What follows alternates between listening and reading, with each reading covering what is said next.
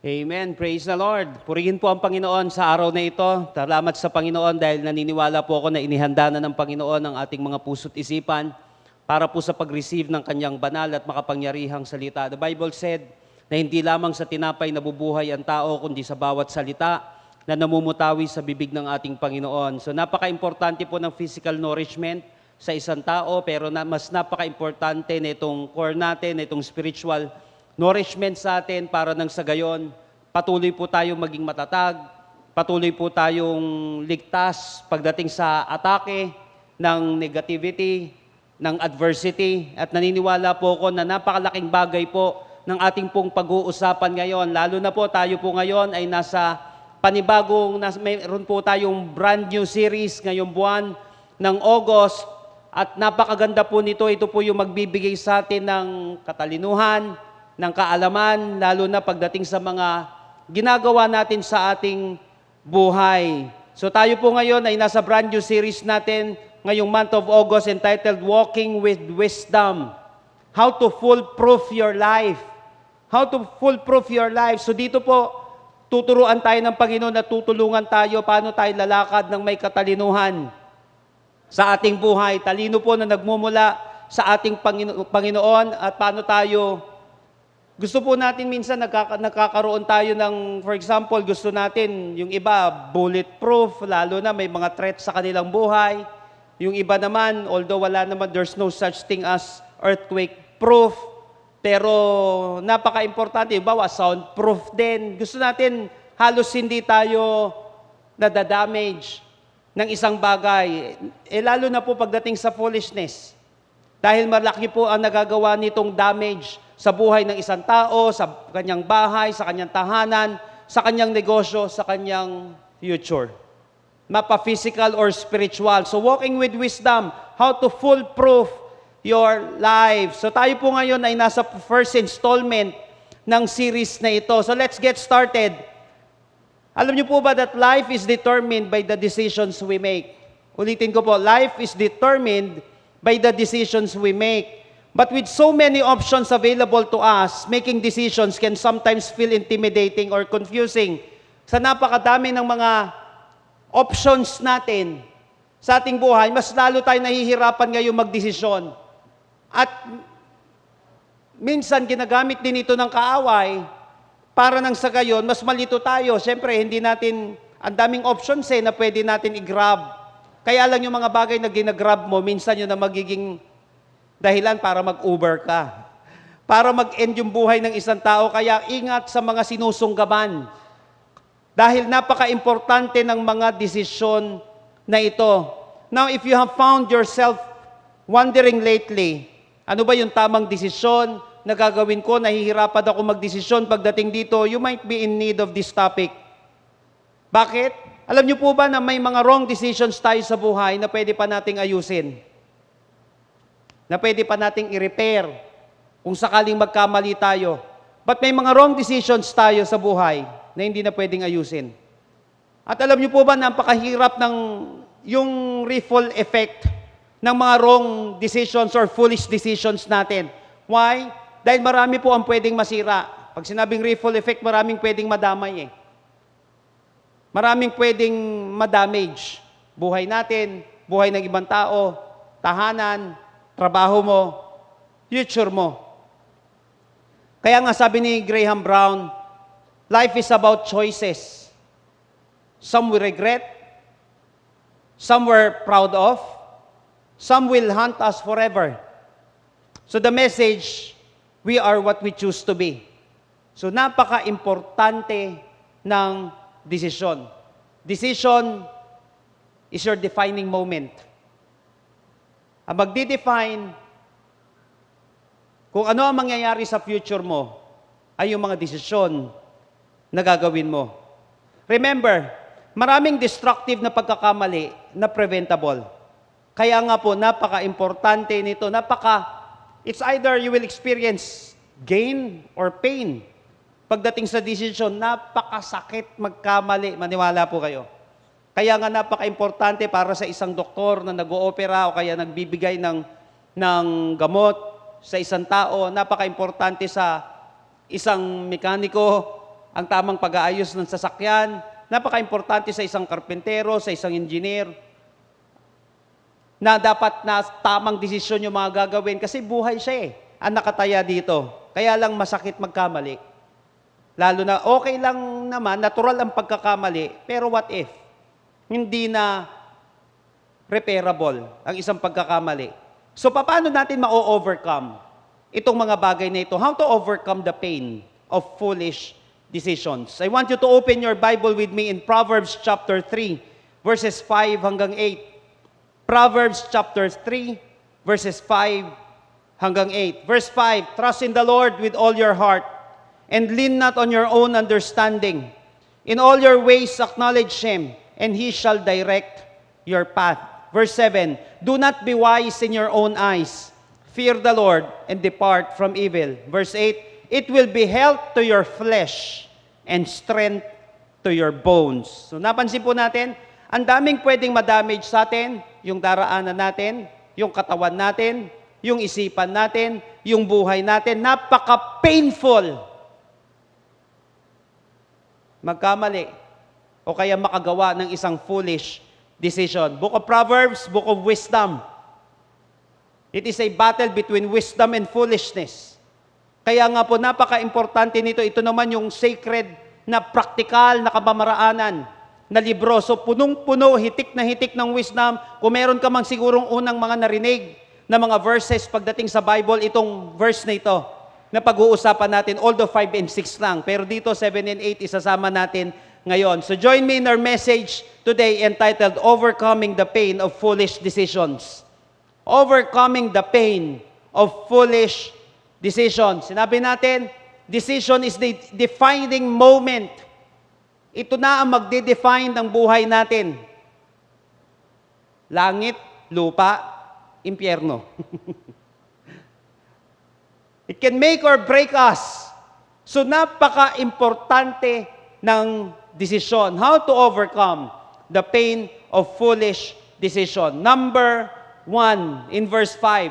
Sabi dito, trust in the Lord with all your heart and lean not on your own understanding.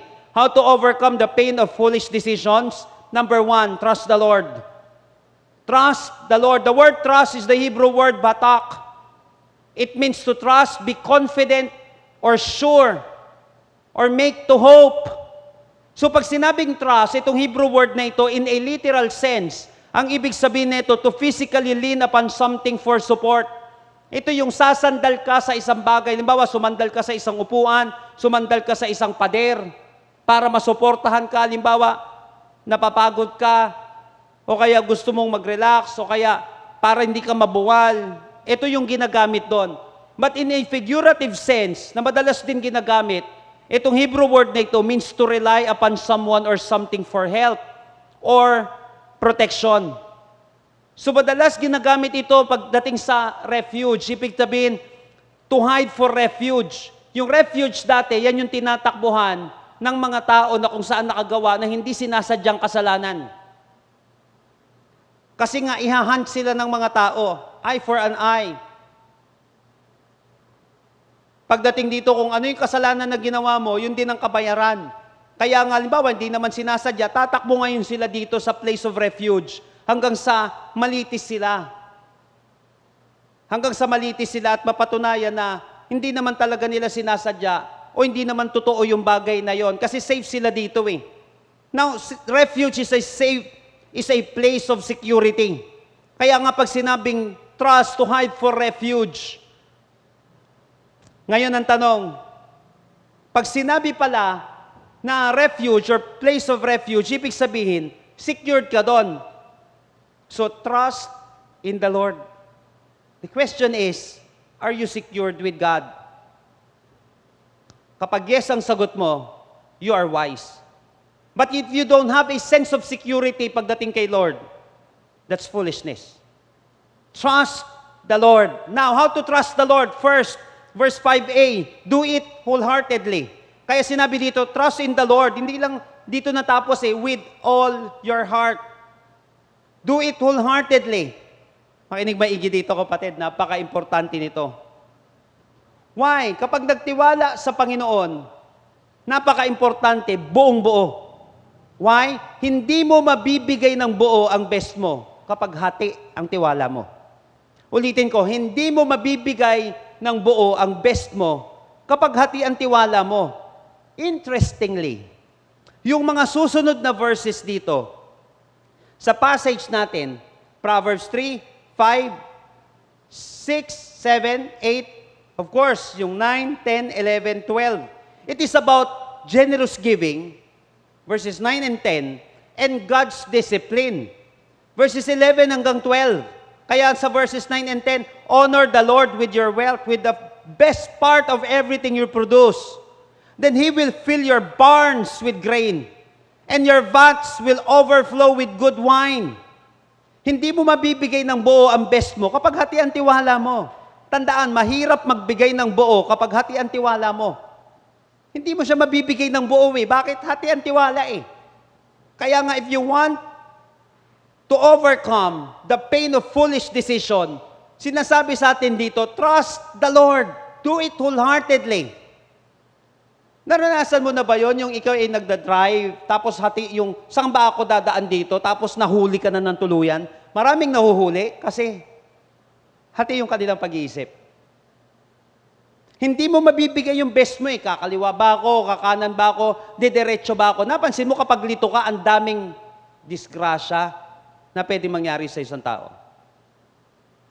Mahihirapan tayong maging generous. Kahit kay Lord eh, mahihirapan tayo.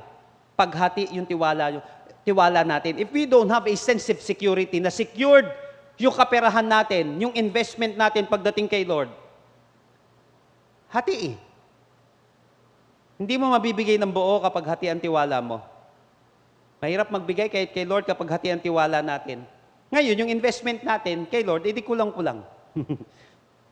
Nakuha po natin. Susunod, sa verse 11 and 12, verses 11 and 12, my child, don't reject the Lord's discipline. And don't be upset when He corrects you.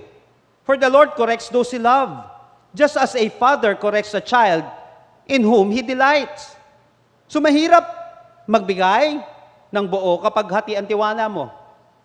At mahirap mag-submit ng buo kay Lord kapag hati ang tiwala mo. Kasi alam mo, feeling mo lagi, pinupulis tayo ng Panginoon, hindi tayo mahal ng Panginoon, kinalimutan na tayo ni Lord. Pag nasaktan, laging kinakalimutan na ni Lord. Kapag sina-challenge ni Lord magbigay, sinisiil ng Panginoon, pero pag tanggap ka, hindi ka nagsisisi. Ano ba naman yan, Lord? Bigay ka naman ng bigay. Nakuha po natin siya. So mahihirapan tayo na magbigay ng buo at magtiwala ng, o kaya mag-submit ng buo kapag hati ang tiwala natin na mahal tayo ni Lord, na hindi niya tayo pababayaan, kasi hindi natin siya place of refuge. Doon ka lang pala tunay na safe. The moment you trust God wholeheartedly. Someone said, a decision clouded with doubt is never a good decision. A decision clouded with doubt is never a good decision. Kaya nga kapag ikaw ay nasa crossroads, minsan pipreach ulit natin yon. Kapag tayo ay nasa crossroads, desisyon ng desisyon. May sinabi na ang Panginoon, stop! Look! Listen! Why? Because a decision clouded with doubt is never a good decision. When in doubt, stop first. Kasi hindi siya good decision. Yung ura-urada. Dahil wala na ako mapiling course, ito na lang. Uy, teka lang. Bakit ganun? Ay, napakaganda nito mga pag-uusapan natin dito. Dahil wala ka na mapiling jowa, siya na lang. Pero hindi mo sure. Kakaliwa ba ako, kakanan ako? Bahala na, si Batman. Ano ba yun? A decision clouded with doubt is never a good decision. Kaya nga, when we trust God, do it wholeheartedly. Dapat buo. Para nang sa gayon, good decision siya. Nakuha po natin. Second, don't forget the warning, verse 5b. Sabi dito, and lean not on your own understanding. Napansin niyo po yun? Hindi lang siya trust in the Lord eh. Paano ba magtiwala kay Lord? Do it wholeheartedly. Second, don't forget the warning. Lean not on your own understanding. Ito pong second part na ito ng verse 5, ito po ay figure of speech. Ito po yung hypocatastasis na tinatawag pagdating sa figure of speech. Iba siya sa metaphor. Ito po ay implied comparison. Itong figure of speech na ito. It means relying on one's own understanding is compared to leaning on something that is unreliable for support. Lean not on your own understanding. Ibig sabihin, ito yung di ba, sasandal ka naman kay Lord. Trust in the Lord with all your heart. Pag sandal kay Lord, sandal talaga. Ayaw ni Lord lang, nagda-doubt ka pa sa Kanya, pagkakatiwalaan ba to si Lord? O, doon ka tayo madadali. Kasi hindi mo maibibigay ng buo eh.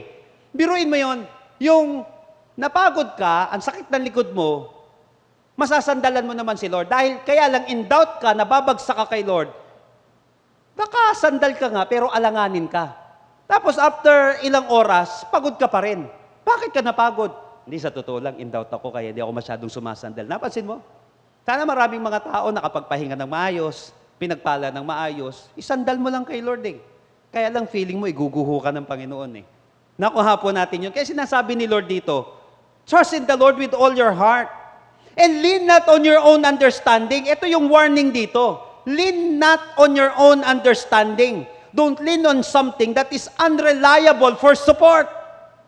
Ano daw yung, eto na. Ano ba yung unreliable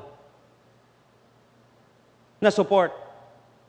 Before that, alam niyo po ba, ginagamit ito, for example, in Isaiah chapter 10, verse 20. At that time, those left in Israel, those who remain on the family of Jacob, will no longer rely on a foreign leader that abuses them. Instead, they will truly rely on the Lord, the one of Israel. So napansin niyo po, may implied comparison dito. Yung pagre-rely sa foreign leader at pagre-rely naman ng totoo pagdating sa ating Panginoon. So kapag nag-rely sila dati doon, sa foreign leader nila na kung saan mapag-abuso, ibig sabihin nun, nagre-rely ka, sumasandal ka sa isang unreliable na suporta. Ngayon, pagdating dito sa text natin, and lean not on your own understanding, pambihira, unreliable pala ang sariling unawa. Why? Because the danger of leaning on our own understanding is to miss God's will. Gusto mo pala ng God's will eh. Bakit your own will? Ang sinusunod mo. So, mamimiss natin ngayon yung God's will. Kaya nga, this warning doesn't suggest, ito naman, hindi sinasuggest ng warning na ito that God's children turn off their brains and ignore their intelligence and common sense. It is simply a warning to us to depend on not to depend on our own wisdom. Huwag ka daw didepende sa sarili mong talino. Why? Because when we lean on our own understanding, then we are heading for trouble. Tandaan natin, marami nang bumagsak at sumablay dahil sumandal lamang sa sariling pagkaunawa. Kahit sa pagbabasa ng Bible, hindi pwedeng sariling unawa. Lumaki po ako sa ganyan. Babasa ng Bible. Anong ibig sabihin yan? Walang tama, walang mali. Anong walang tama, walang mali? Sinong sabing walang tama, walang mali? May tama sa may mali. Nakuha po natin siya. Kapag nag-lead tayo sa sarili nating understanding, tandaan natin, the mother of all tragedies is trusting own understanding. Mukha namang okay. Mukha namang mabait. Demonyito pala. Tapos ka. Mukha namang responsable. Akala mo lang yun. Mukha namang tao. Hayop pala. Ano mangyayari sa atin dyan?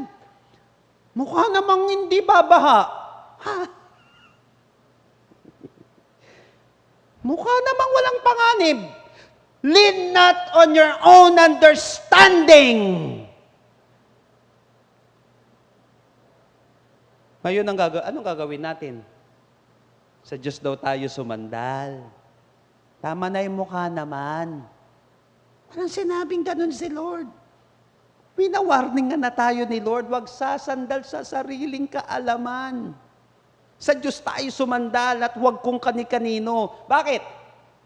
Kung kani-kanino lang tayo sasandal, sa atin, sa ibang tao, maniwala ka, magtatampo ka lang lagi. Why?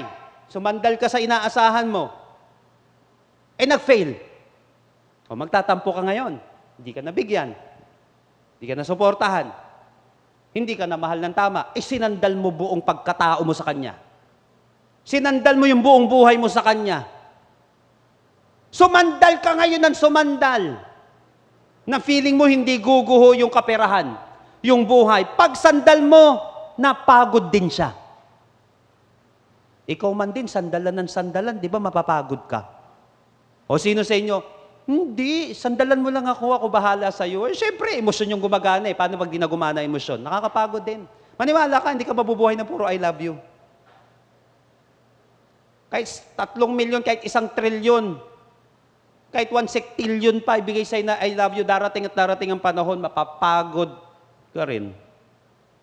Ano, puro ka dito na lang?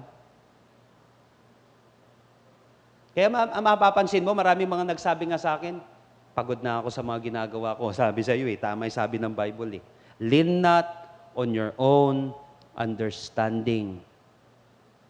Warning dito, the moment na sumandal na tayo sa own understanding natin, bound na tayo sa failure. Why? Hindi reliable ang isip na ito. Kaya pinapayo ko lagi sa mga estudyante, kahit tayo mga Christians, kala mo matatandaan mo ito? Hindi. Hindi reliable ang memory natin. Magsulat ka. Hindi reliable ang alaala natin. Hindi reliable masyado ang tao.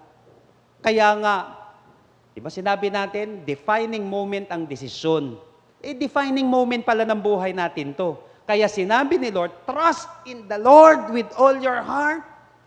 Lean not on your own understanding. Pag sumablay ka, pag sumablay yung mga taong sinasandalan natin, di lagi na tayo nagtatampo. Kasi nag-fail siya eh. Di ba maraming mga tao na wala na ng direksyon sa buhay, nawala na ng pag-asa. Kasi nag-fail yung taong sinasandalan niya. Tandaan mo, lahat nag-fail. Only Jesus never fails. In the first place, bakit tayo magre-rely sa sarili nating understanding kung meron namang mas mataas at tama namang understanding? Okay lang kung wala.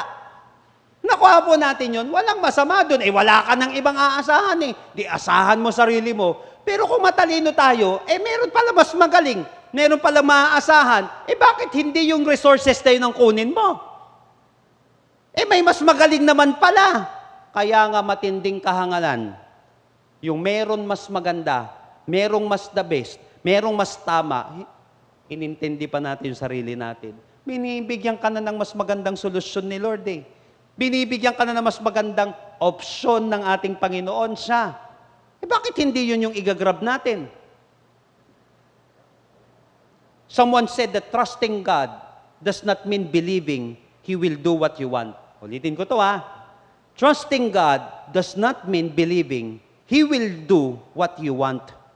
But rather, believing He will do everything He knows good. Ang pagtatiwala sa Panginoon, hindi ibig sabihin niya na lahat ng sasabihin mo sa Kanya, susundin niya. Hindi ganun ang ibig sabihin ng tiwala kay Lord. Ang ibig sabihin nito, mananampalataya ka sa Kanya, maniniwala ka na gagawin niya lahat ng alam niyang tama. Di dun ka. How to overcome the pain of foolish decisions? Number 1, trust the Lord. Paano? Do it wholeheartedly. Pag sandal talaga kay Lord. Para hindi ka na napapagod. Sayang eh. So mandal ka na rin lang eh. Sabi ni Lord, bigay mo ng buo. Okay lang kung di ako reliable eh. Nakuha natin yun. Kaya sayang eh. Sinabi ng Panginoon, ikikerry ko yung burden mo. Parang yung kwento na may dala-dala, may bit-bit na napakaraming bit-bitin yung isang mama. Tapos may naglalakad siya. Sabi niya ganun, may dumaan na karitela. Sabi niya, Brad, sakay ka na. Salamat ha. Tapos mamaya dyan, nung bababa na siya, pagod na pagod pa rin siya. Sabi ganun, ba't pagod na pagod ka? Yun pala, hindi niya naman binaba yung karga niya. Sumakay siya, pero hindi niya naman binaba yung karga niya. Karga-karga pa rin niya. Sayang. Kasi baka bumagsak, baka masikip, baka ganito. Trust in the Lord with all your heart. Lean not on your own understanding. Masasakayin ka ba niya? Kung alam niyang babagsak siya, hindi ka naman kasya. Nakuha po natin.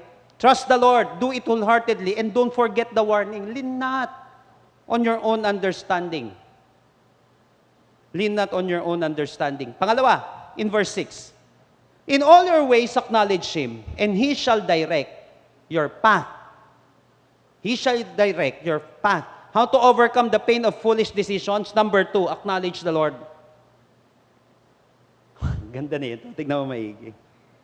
In all your ways acknowledge Him, and He shall direct your path.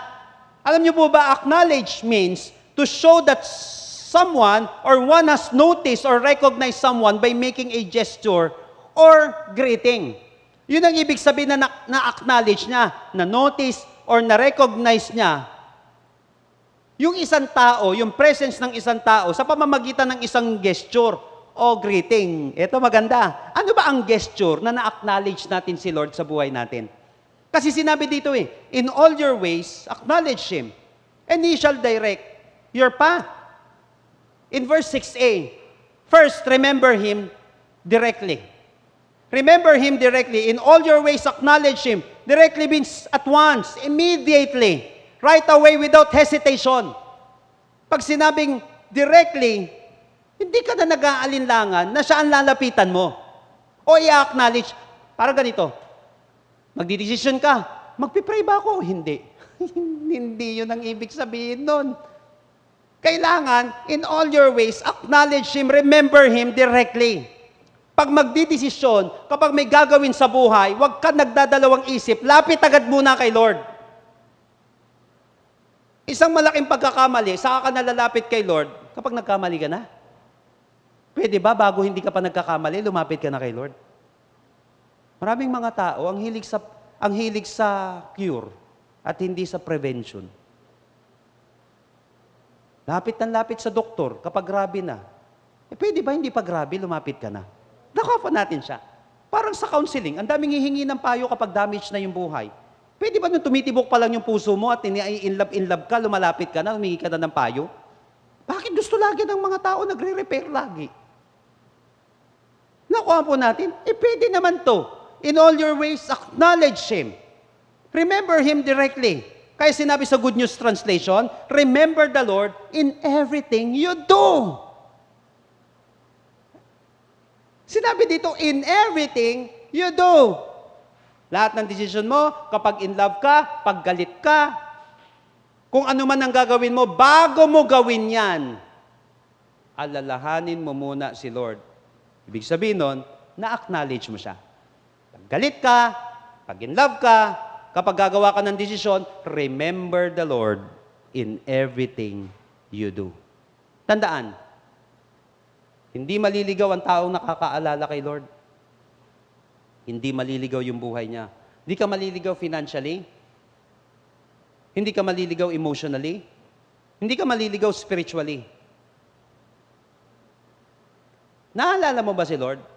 Na-acknowledge mo pa siya directly sa panahon na may pera ka? O sa panahon na wala ka lang pera?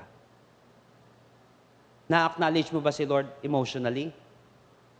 Sa panahon na wala ka munang pakialam pagdating sa love life. O kaya, alam mo yun, in love ka na. Na-acknowledge ba natin siya? Acknowledge the Lord. Remember Him directly. Dapat right away. In all your ways, acknowledge Him. Remember the Lord in everything you do. Ayun ang ibig sabihin na na-acknowledge natin si Lord. Bago nagdidesisyon, bago gumagawa ng isang bagay, si Lord agad muna. Iwasan natin yung nasa curing stage tayo. Dapat nasa prevention stage pa lang. Bago natin gawin ito, bago ka mag-dive in sa isang bagay, si Lord muna, ito yung ibig sabihin nito. Remember Him directly. 6A. Second, it means recognize His direction. 6B. Di ba sinabi dito, remember the Lord in everything you do, and He will show you the right way. Tingnan niyo po ito, ha? He will show you the right way. Recognize His direction. Kung ano yung direction ni Lord, yun ang kinakailangan ma-recognize. Kasi daw, He will show you eh. Bakit? Napakaraming pwede nating direksyon sa buhay. Madalas, nasa alanganin tayong sitwasyon, nasa crossroads tayo.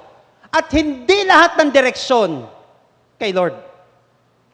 Kaya napaka-importante yung instruction sa atin.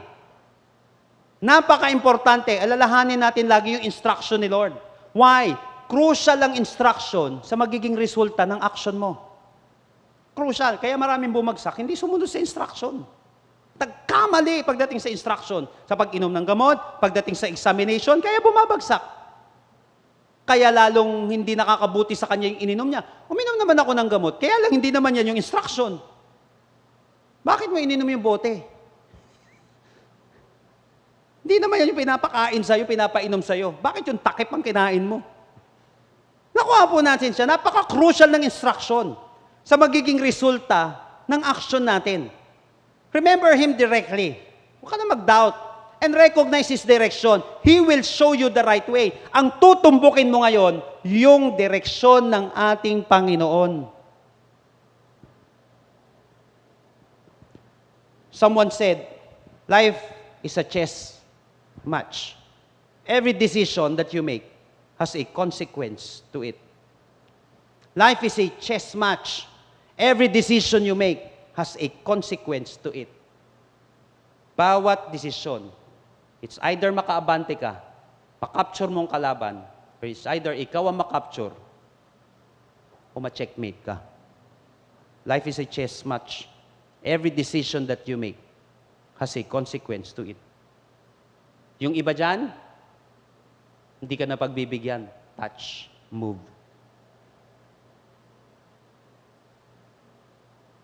That's why, if you only pray when you are in trouble, you are really in trouble. If you only pray when you are in trouble, you are in trouble. Kaya nga, remember the Lord in everything you do. Huwag lang sa panahon na in trouble ka na, doon ka lalapit sa Panginoon in everything you do. Remember Him directly, immediately, right away.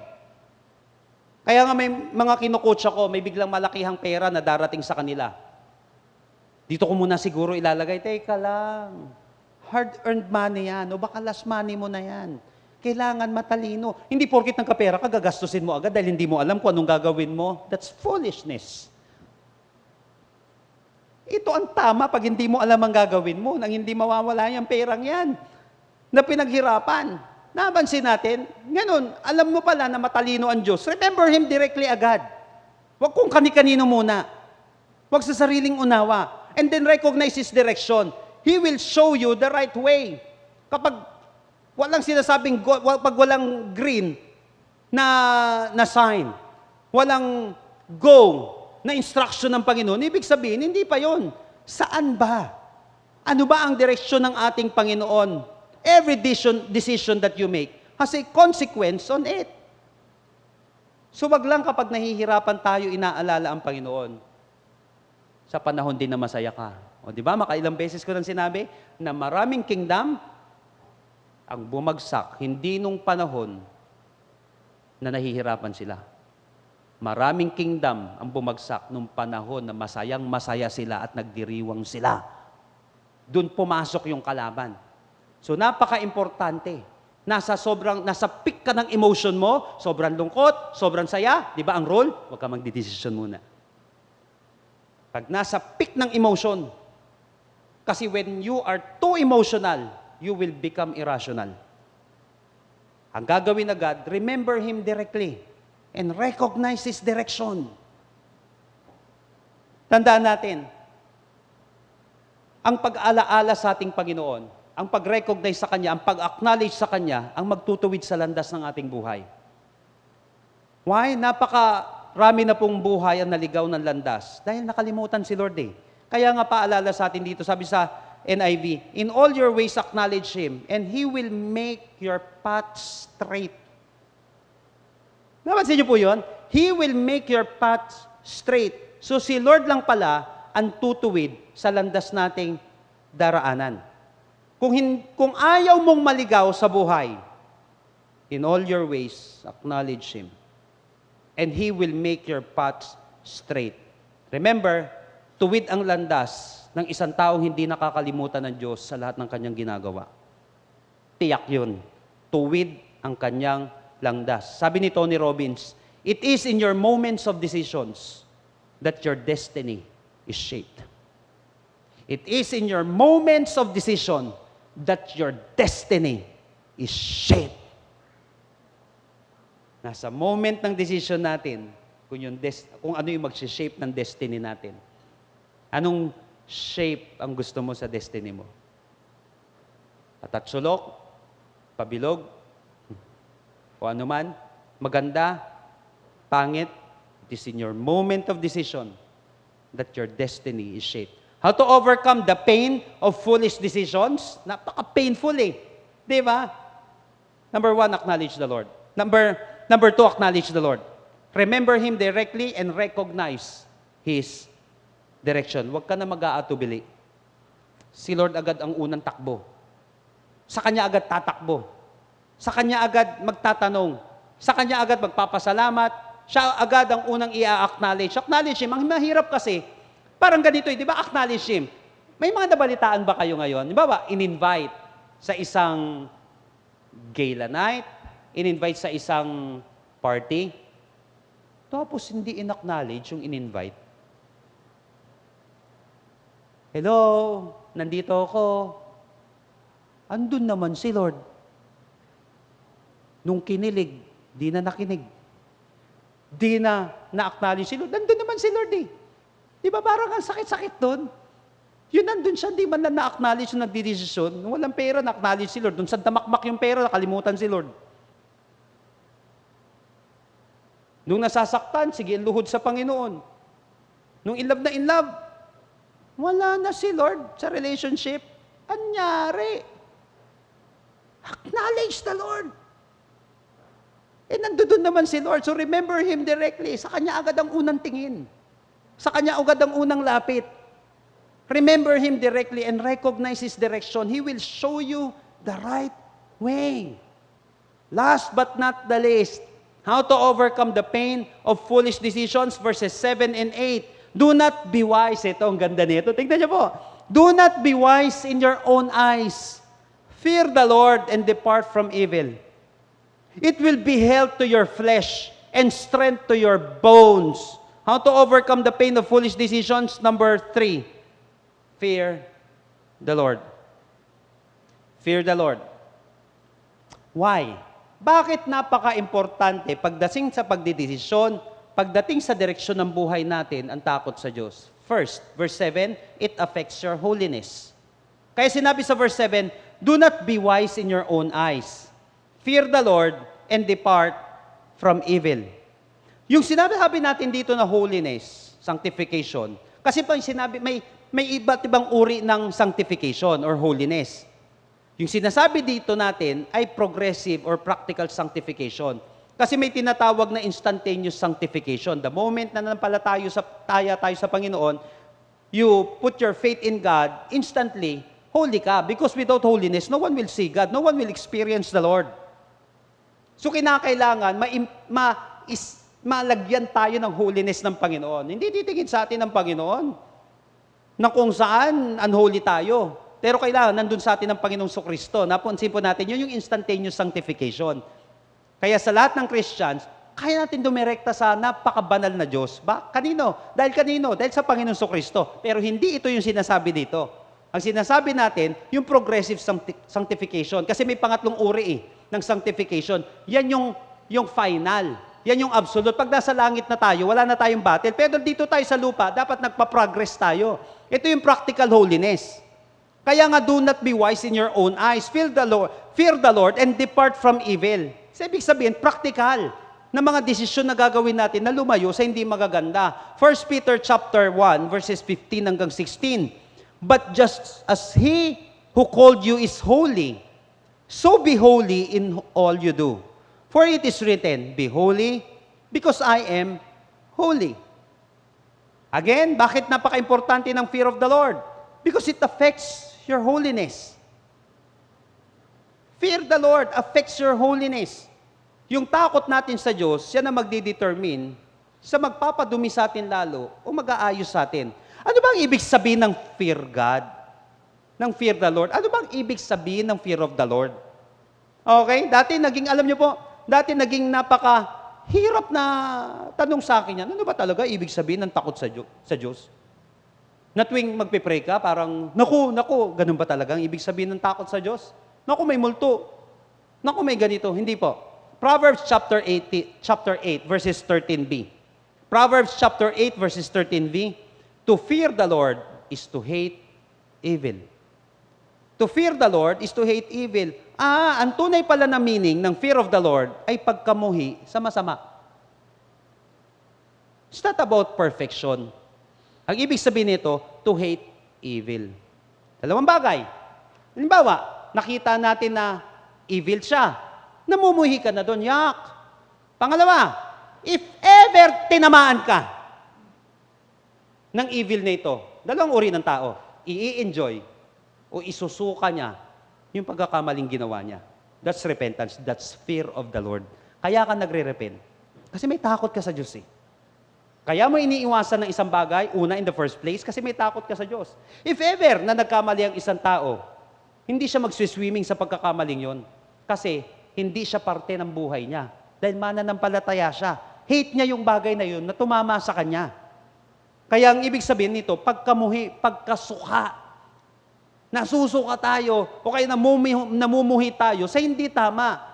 Ang pagkatakot sa Diyos sa maglalayo sa atin sa kasamaan. The fear of the Lord will prevent you from destruction. Ang fear of the Lord ang maglalayo sa iyo sa pagkasira ng iyong buhay. Dahil may takot ka sa Diyos, mapiprevent yan yung pagkasira ng buhay natin. Napansin nyo, ang ganda ng fear of the Lord, yung tunay na ibig sabihin nito.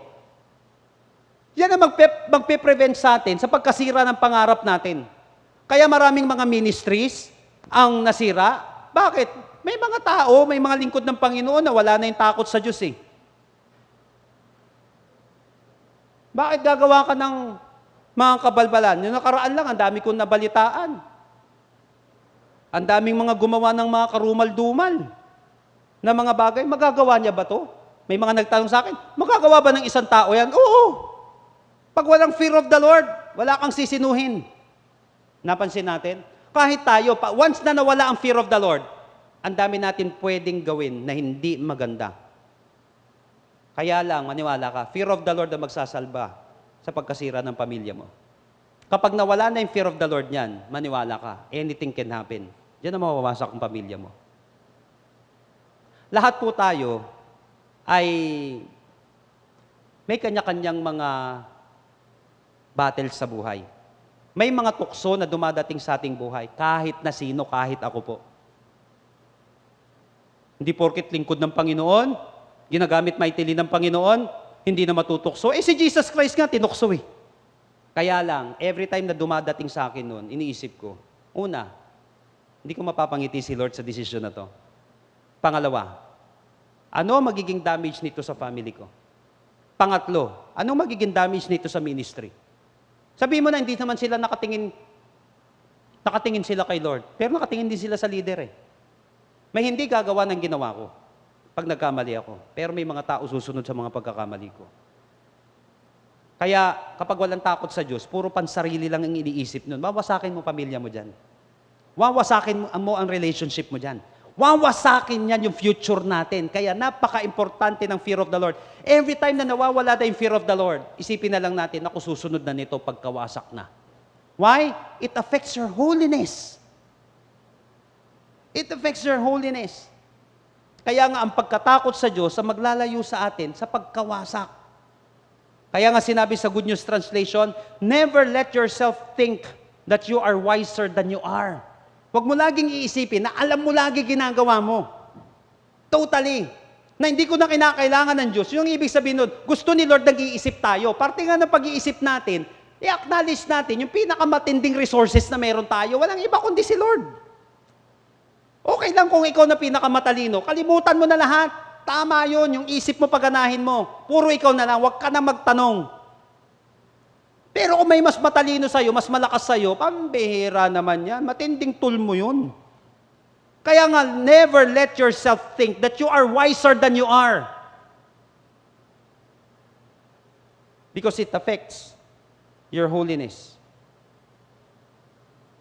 Sabi ni Roy Disney, decision making is easy when your values are clear. Ang tindi. Decision making is easy when your values are clear. Kaya nga sa isang organization, bukod sa vision na tinitingnan ko, bawa kinuha po akong isang consultant sa isang organization. Isa sa unang tinitingnan ko, whether sa secular o sa spiritual, religious na organization, hindi lamang yung vision yung values din. Ano ba ang pinapahalagahan ng company nyo? Meron ba kayo? Pag wala kayong pinapahalagahan, lahat na lang papahalagahan mo. May mga worthless Huwag mo sabihin, lahat mahalaga. Hindi totoo yun. What if lahat? Saka, sige, maraming mahalaga dyan. Lahat yan magagawa mo? Hindi. Kaya napaka-importante ng values. Kapag alam mo ang paninindigan mo, yung conviction mo, hindi ka mahihirapan magdesisyon kung kakaliwa ka o kakanan ka. Nakuha po na decision making is easy when your values are clear. Kaya ito ang sandigan ng values natin, yung salita ng Diyos. Pag contradicting sa salita ng Panginoon, kapag ayaw ng Panginoon, ang linaw agad Hindi ka na magda-doubt Mamahalin ko ba siya? Ilalagak ko ba yung buong tiwala ko sa Kanya? Teka lang, do not be equally yoked with unbeliever nga. Bakit nahihirapan ka ngayon? Hindi gumagana si prefrontal cortex? Yung tamang judgment, tamang decision, amygdala ang gumagana, puro emosyon. Kaya ka nahihirapan. Nakuha natin. But decision making is easy when your values are clear. Kaya halimbawa, ito yung values ko, ito yung priorities ko. Malinaw hindi ko kakagatin to. Hindi ko naman priority yan Ayaw naman ni Lord yan. Napansin nyo, ang bilis. Magdesisyon ng tama, magiging agile ka na leader, magiging mahusay kang leader, magiging tama yung mga desisyon mo sa buhay kasi malinaw yung values mo. Kasi may fear of the Lord alam mo hindi matutuwa dito si Lord, alam mo na agad, hindi mo siya gagawin. Mauubos pa ba yung energy mo? Mag-overthink ka pa ba? Hindi na. Kasi alam mo, hindi ko pagsisisihan yung desisyon na ito. Kasi napangiti ko si Lord dito. Napansin natin, fear of the Lord affects your holiness. Second, in verse 8, it will be health to your flesh. Ay, antindi nito. Tignan nyo po. And strength to your bones. Second, it affects your health. Ang pagkatakot pala sa Diyos, naaapektuhan nito yung holiness natin. At naaapektuhan nito yung kalusugan natin. The good thing is, hindi lang holiness ang maaapektuhan ng fear of the Lord, kundi health din. Naaapektuhan ng pagkatakot sa Diyos ang health ng isang tao. Sa totoo lang po, ilan na ang nasira ang katawan dahil walang fear of the Lord? Hindi man lahat na nagkaroon ng sexually transmitted na disease. Hindi man lahat sila may kasalanan. Pwedeng magulang nila o ibang tao. Pero minsan, madalas, desisyon ng tao yun Sa drug addiction. Nakuha po natin yon, kaya nabubuang yung isang tao. Babaliw siya, gumugulo yung buhay niya, tinatamaan ng matinding depression, oppression, possession ng isang tao. Ilan na po nasira ang katawan dahil walang fear of the Lord. Sana nung pinapatikim ka pa lang ng prohibited na drugs, yung hit-hit mo bang yan, matutuwa si Lord? O hindi naman pala ulitin natin Decision making is easy when your values are clear. Tinitempt ka, hindi mo naman siya asawa. Ang linaw Hindi, palay na lumalapit eh. Tandaan mo kapatid, walang paa yung palay. Pag lumakad dyan, ibig sabihin, possess yan. Padala ng kaaway yan. Alam mo na agad eh, hindi galing kay Lord eh. At dali naman magdesisyon eh, pag malinaw yung values. Pag malinaw yung may righteousness, may fear of the Lord, ang isang tao. Tapos apektado pa nito yung health natin. Instead na magkakasakit ka. O ngayon, kaya nga ingat sa panandaliang aliw na ang resulta ay pangmatagalang kaparusahan. Sandali lang yan eh. O sabi mo, nandi ka nahuli. O paano yung guilt mo? Di ka na ngayon makatulog. Nilalak mo na lahat ng cellphone mo, nakalak.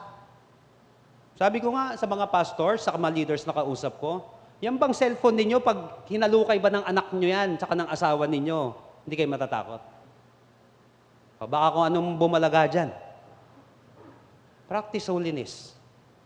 Fear of the Lord.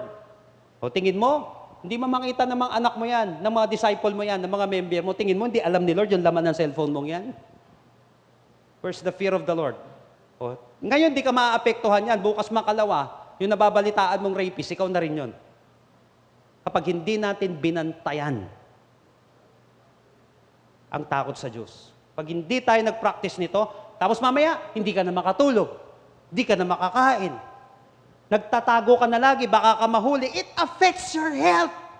Kaya sinabi dito yung takot sa Diyos, verse 8, it will be health to your flesh and strength to your bones. Now, if trusting God can lead you to right direction, fear of the Lord can give you a healthy physical condition.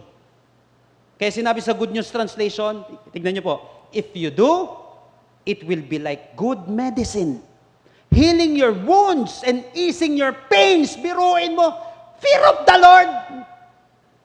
Good medicine, akala ko, yung ngiti lang, yung pagtawa lang, akala ko laughter lang is yung good medicine. Pati pala fear of the Lord.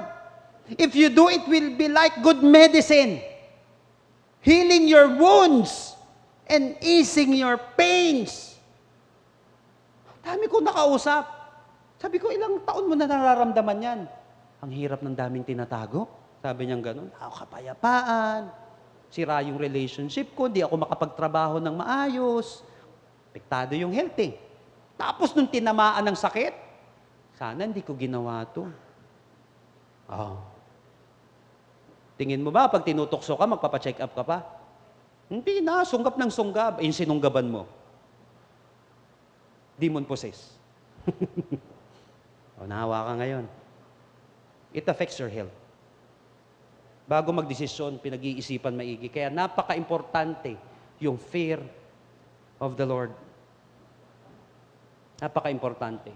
Siguro po, in 25 years ng pagpapastor ko po, aaminin ko sa inyo, napakaraming matitinding tukso. Yung halos, okay lang yung leading ng Holy Spirit eh, pero alam mo, flesh eh. Na ilang beses, talagang parang palay na lumalapit. Ang dami natin pwedeng gawin na desisyon eh. Sa buhay eh. Kaya lang alam ko, di man ako mahuli dito ng kung sino-sino. Kita ako ni Lord eh. Parang ganito. May isang bata. Gustong-gusto niya yung chiko. Tamis daw. Kaya lang sa kapitbahay niya yon. Hindi yung magbarkada. Sabi niya ganun, tol, akyatin mo na, kuhain mo na yan.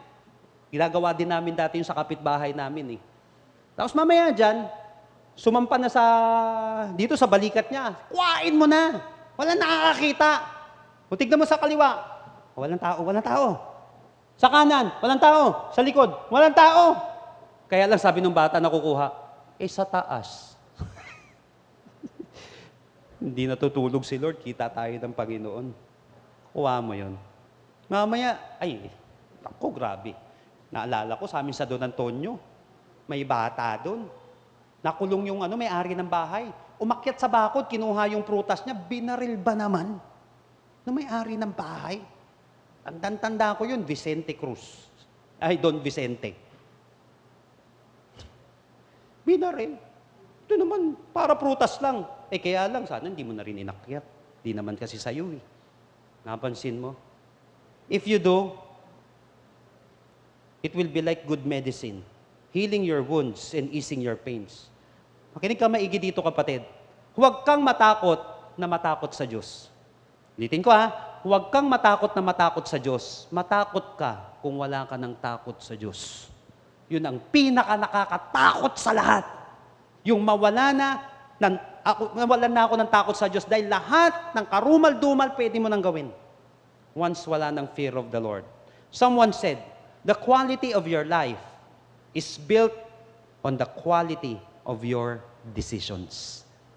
The quality of your life is built on the quality of your decisions. Kapag may kalidad yung desisyon na yan, tiyak yan. Paano magkakaroon ng kalidad ang desisyon natin? Yung pangatlo, fear of the Lord. Ay, grabe, maniwala ka. Quality na desisyon yan. Pinakatamang desisyon mo, nagkaroon ka ng takot sa Diyos at hindi mo ginawa yung gusto ng kaaway sa iyo o sarili mo lang gawin. Napaka-quality ng desisyon na ginawa mo. Minsan, akala ng iba, sayang, sana hinit-hit mo na yan, last na yan eh. Libre na nga eh. Hindi, tama yung ginawa mo. Na hindi ka gumawa ng mali. The quality of your life is built on the quality of your decisions. Remember, ang pagkatakot sa Diyos ay nakakapagpaganda ng buhay ng tao. Pati katawan natin, pag-iisip natin, ang pagkatakot sa Diyos ay nakakaganda ng buhay ng isang tao. Gusto mong lalo kang gumanda? Maniwala ka, kapatid. Ang dami kong kakilala ng mga artistahin, pwedeng pang Mr. Universe, pang Miss Universe, ganda ng katawan dati. Ngayon, parang, dati, buto-buto ka pa eh. Sabi ko, ngayon, tinik ka na. Buto-buto ka dati, ngayon, tinik ka na eh. Tantanan mo na yan. Kataganda ng katawan mo dati. Ang layo-layo naman ng lamang ka sa akin dati ng 10 paligo eh. Sabi ko minsan doon sa mga iba kong tropa, lamang ka sa akin ng 10 paligo, kaya alam na nangyari. Buto ka pa dati, ngayon tinik ka na. Sabi ko, tama na yan. Nakuha natin, ang pagkatakot sa Diyos nakakapagpaganda sa buhay. Pero pag walang fear of the Lord, pangit na yung pananaw natin sa buhay, yung katawan natin, matutuyot tayo. Yung isip natin, ang gulong-gulo. Kaya may kalidad ang desisyon mo. Kapag nagkaroon ka ng fear of the Lord. How to overcome the pain of foolish decisions? Number 1, trust the Lord. Pag nagtiwala sa Panginoon, do it wholeheartedly. Sumandal ka na rin lang eh, pagod ka na eh. Sandal mo na ng tuluyang kay Lord.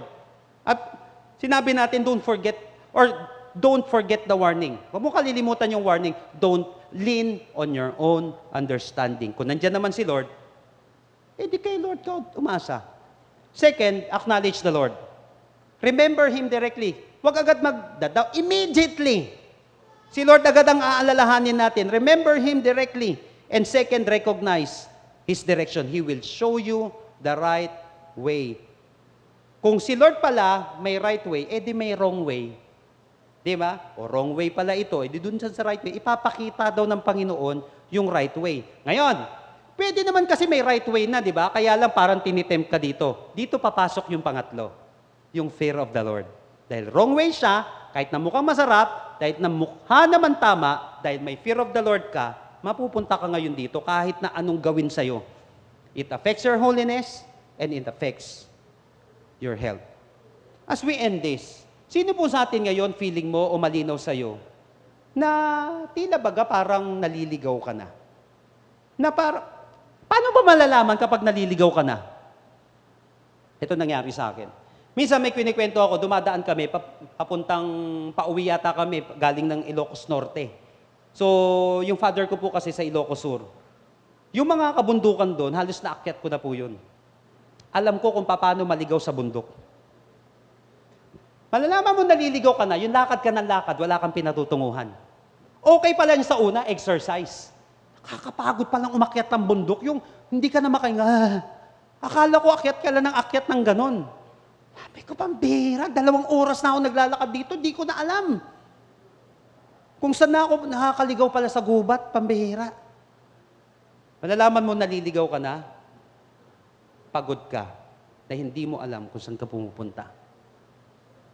Ligaw ka na. Kahit anong baliktad mo ng damit, minsan hindi engkanto problema.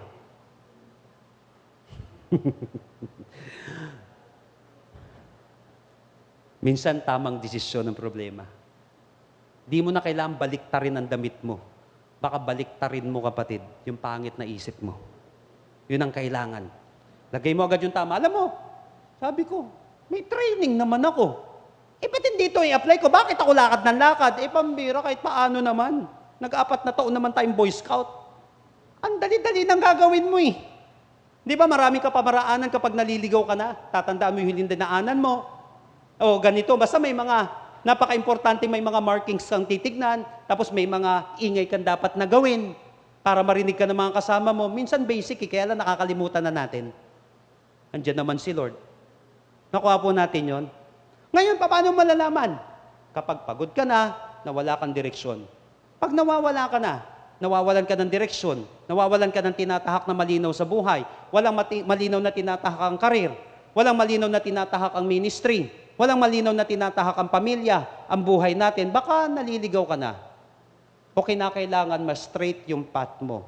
Proverbs 3:5 hanggang 8, trust in the Lord with all your heart, lean not on your own understanding. Ito, in all your ways, acknowledge Him, and He will make your path straight. Para sa mga ligaw dyan, para sa mga pagod, God will make your path straight. Someone said, as I end this, you are only one decision from a totally different life. You are only one decision from a totally different life. Sabi ng Bible, He will make your path straight. Para sa mga pagod dito, para sa mga lito, para sa tingin mo, ano na nangyayari sa buhay ko? Kapatid, maganda yan. At least nag-evaluate ka. Because you are only one decision away from a totally different life. Ngayong oras na ito, ikaw at ang Panginoon. Kung ikaw man ay nakakaranas ngayon ng parang pagod ka na, dami mo nang ginawa. Ang dami ko naman namang ginawa. Teka lang kapatid, minsan nga ang problema, yung dami mong ginawa eh. Trust in the Lord with all your heart. And lean not on your own understanding. In all your ways, acknowledge Him. And He will make your path straight. Do not be wise in your own eyes. Fear the Lord and shun evil. This will bring health to your body and nourishment to your bones. Sa'yo ngayong oras na ito na kung saan nalilito. Sa'yo ngayong oras na ito na kung saan naguguluhan sa buhay. Naniniwala ko si Lord ang kailangan mo, kapatid. Huwag mo nang hayaan na maubusan ka ng gasolina bago ka bumalik sa tama. Huwag mo nang hayaan, kapatid, na wasak ka bago ka bumalik sa Panginoon. Although, makakabalik ka kay Lord. O kaya huwag mo nang hayaan na nasa curing stage ka lagi. I-prevent mo na yan, kapatid. Sa'yo na pagod, sa'yo na nalilito, sa'yo na sugatan dahil sa kung saan-saan, kung ano-anong mga pinagdaanan. It's high time to trust the Lord. Suko mo yung buhay mo sa Kanya. Sa'yo na pagod, sabi ni Jesus, come to me all you are weary and burdened, and I will give you rest. Take my yoke upon you and learn from me. For my yoke is easy and my burden is light. Give your life to Jesus today. If you are this person, kanina ka pa nakikinig sa mensaheng ito, hindi mo alam kung bakit napako na yung pandinig mo. Yung attention mo dito sa mensaheng ito, alam mo kapatid, mahal ka ni Lord. I believe that the Lord is calling you to trust Him right now. Sa'yo na kung saan hindi alam ang gagawin, nalilito, sugatan, trust God right now. Trust God. Mananalangin tayo ngayong oras na ito, kapatid, but make it your personal prayer. And I believe that after this, your life will never be the same again. Tell it to Jesus right now, Lord Jesus, Lord Jesus, come into my life. come to my life. I surrender my heart to you. I surrender my heart to you. I admit that I'm a sinner, I admit that I am a sinner, but I believe that you are my Savior. but I believe that you are my Savior. Starting today, Starting today, be the Lord of my life. be the Lord of my life. Save me. Save me. In Jesus' name, In Jesus' name. Amen. Sa iyo ngayon na nasasaktan dahil sa mga decisions na ginawa mo. Sa iyo ngayon na sugatan dahil sa mga decisions na ginawa mo. Alam mo, lahat naman tayo nagkakamali, but it's high time. The Bible said, trust in the Lord. Tiwala ka ulit kay Lord. Lean not on your own understanding. In all your ways, acknowledge Him, and He will make your path straight. Do not be wise on your own eyes. Tama na yan. Matalino ka, alam ko. Pero alam mo ba, mas matalino si Lord? Do not be wise in your own eyes. Fear the Lord and shun evil. This will bring health to your body and nourishment to your bones. Sa mga naapektuhan na ang kanyang health, dahil sa kalituhan, kapaguran sa buhay, tiwala kay Lord. Tamang fear of the Lord ang magpapaganda ng kalidad ng buhay mo. Pag may takot ka sa Lord, yun ang tunay na may kapayapaan sa buhay. Nagdadala ng kalusugan, nagdadala ng kapayapaan, iaayos ang buhay mo. So sa'yo ngayon, kapatid, na tingin mo napakagulo ng sitwasyon, let God lead you. Father, in the name of Jesus, I lift up to you my brothers and sisters today who are sick and tired. Dalangin ko nga po makaranas ng kapahingahan ng bawat isa. Dalangin ko nga po, Panginoon, as we put our faith in you, God, today, I pray, God, for peace which transcends all understanding. Sa lahat po, Panginoon, na naguguluhan ngayong oras na ito, dalangin ko nga po ang kapayapaan. Sa aming pagtitiwala sa iyo, Panginoon, sumaamin ang kapayapaan, ang kagalingan, ang kalakasan. Muli mong ibangon, Panginoon, ang mga napagod, ang mga nadapa. Muli mong pagnigasin ang pananampalataya ng mga aandap-andap ang kanilang pananampalataya at apoy. Ibalik mo po, Panginoon, yung healthy na pangangatawan at yung healthy na spiritual life at relationship ng bawat isa sa iyo. Kayo nga po, Panginoon, ang patuloy, Lord, na humipo sa aming katawan na pagod. Ang humipo, Panginoon, sa mga buhay, Panginoon, na naguguluhan. Kayo po, Panginoon, ang siyang magpagaling, Panginoon, sa mga katawan na may karamdaman ngayong oras na ito. Ngayong oras na ito, kapatid, nagtiwala ka na rin lang sa doktor, pero mas magtiwala ka kay Lord ngayong araw na ito. Somebody in this place right now that you will put your faith sa ating Diyos na manggagamot. Put your trust in God. Kung binigyan man ng taning ang buhay mo, maybe totoo. But Jesus has the last words. Try mo magtiwala kay Lord. Pag nagtiwala ka, buo mo na, kapatid. Sa mga naliligaw at naguguluhan, sandal mo na kay Lord yan. Take refuge in God. Naniwala ka na rin lang, tuluyan mo na, kapatid. Yung totoo na. Yung buong-buo na. Na hindi ka na magdadoubt kung kaya niya ba o hindi. Sumakay ka na rin lang. Cast your burden unto Jesus because He cares for you. Sumakay ka na rin lang eh. Bitiwan mo na yan, kargang yan. Cast your burdens. Kahit na manalangin ka, bit-bit mo naman yan. Surrender everything to the Lord. Trust Him completely. Nagtiwala ka na rin lang na kaya kanyang iligtas, na kaya kanyang patawarin, na kaya kanyang linisin. Patawarin mo na rin ang sarili mo. Palayain mo na ang sarili mo dyan, kapatid. Trust the Lord with all your heart. Kung gumagana pa rin yung guilt na yan, lean not on your own understanding. Tama ng tiwala sa sarili. Magtiwala ka na sa ating Panginoon. Just come to Jesus right now. Put your faith in God. May mga nagtitiwala kay Lord ngayong oras na ito. Muli kang bumabangon. Magkamali. Pero ang mas painful dyan, yung itutuloy natin. Yung alam mo nang may sugat ka na. hindi mo pa ginagamot o pinapagamot. Kaya ngayong oras na ito, sa lahat na nagtiwala sa Panginoon, may mga sugat na hinihilom ang ating Panginoon. May mga karamdaman na pinapagaling ang ating Panginoon. May mga magulong isipan na bibigyan ng direksyon ng Panginoon. Lord, I pray for peace right now, which transcends all understanding. I speak, God, for clear vision. Panginoon, take away all the guilts, Lord, ng bawat isa. Lean not on your own understanding, kapatid.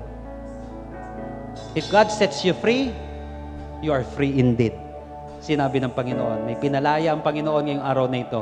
Magsimula kang muli. Magsimula kang muli sa ating Panginoon. You are only one decision from a totally different life. At yung desisyon mo na ibigay ng buong buo yung tiwala mo kay Lord, yan ang pinakatamang desisyon na ginawa mo. Why? Minsan di mo alam ang gagawin mo, di ba? But remember, the book of Proverbs says, the steps of the righteous man are ordered by God. Yung akala mo nagkamali ka, pero dahil may takot ka sa Diyos, yun pala maglilid sa'yo sa nais ng Panginoon sa iyong buhay. Walang nagkamali na nagtiwala ng buong buo kay Lord. Maniwala ka.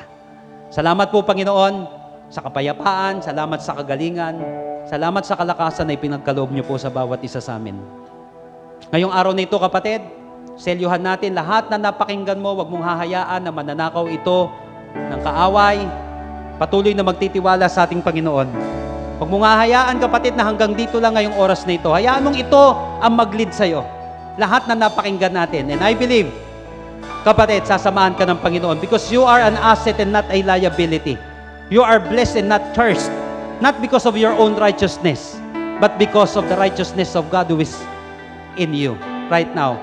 People of God, I want you to receive these blessings which God promised in Numbers chapter 6. Every time He declared ito, the Bible said, receive it and it will be yours. Right now, people of God, may the Lord bless you and take care of you. I receive. May the Lord be kind and gracious to you. I receive. May the Lord look on you with favor and give you peace. I receive. Lord, we receive all of these blessings today.